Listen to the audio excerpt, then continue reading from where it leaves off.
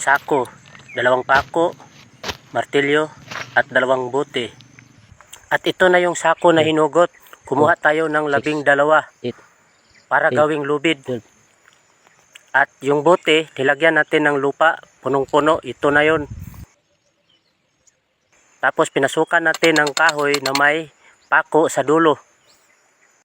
Tapos yung 12 sako, hinati natin sa 6. Ito na, 6 na siya.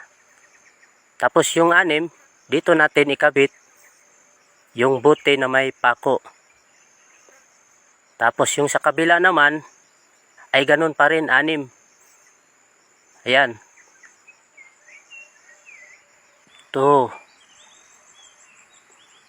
4, 6. So ganito rin ang gawin natin. 6 pa rin. Dito rin natin ikabit yung bote na may pako. Ganun din yung ginawa natin sa kabila. Ganun lang kasimple magawa ng DIY na lubid mga kabons. Tapos isabit na natin dun sa may kahoy na may pako. Tapos yung isa itabi muna natin dun sa may gilid na may sabitan. Tapos ikutin natin itong isang bote papuntang kanan yung ikot. Ganun lang oh. Tingnan nyo yung kamay ko. Oh, ganun lang ang pag-ikot. Tapos pag mahigpit na, siya na din muna ang itabi natin sa gilid.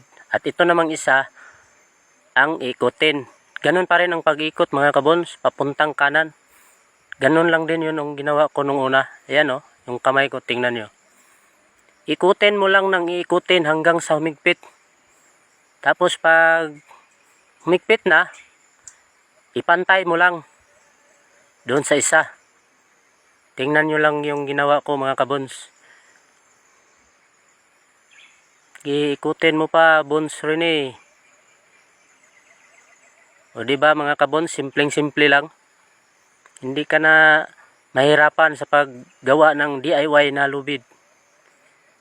Tapos ganun, ipantay mo lang. O, pag medyo pantay na, tanggalin mo yung isa.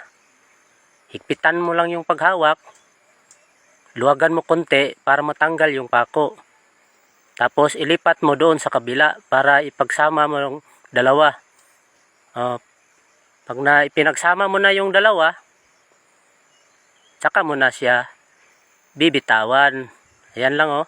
Tingnan nyo mga kabons, ito na. O di ba? Hindi ko na siya hinahawakan, kusang umiikot lang siya ng pakaliwa.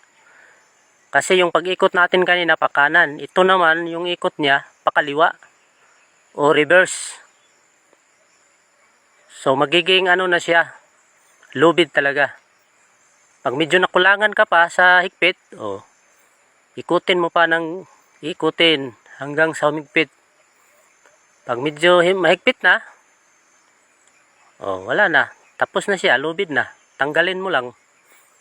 Ito na yon ang finished product ng DIY na lubid na gawa mula sa sako. Ayan mga kabons, ito na mga kabons, tingnan nyo. Diba? Ang ganda ng pagkagawa. DIY na lubid mula sa sako. May pangtali na tayo mga kabons. May magagamit na tayo. Gawin nyo rin ito sa inyo mga kabons. Siguradong may natutunan kayo dito.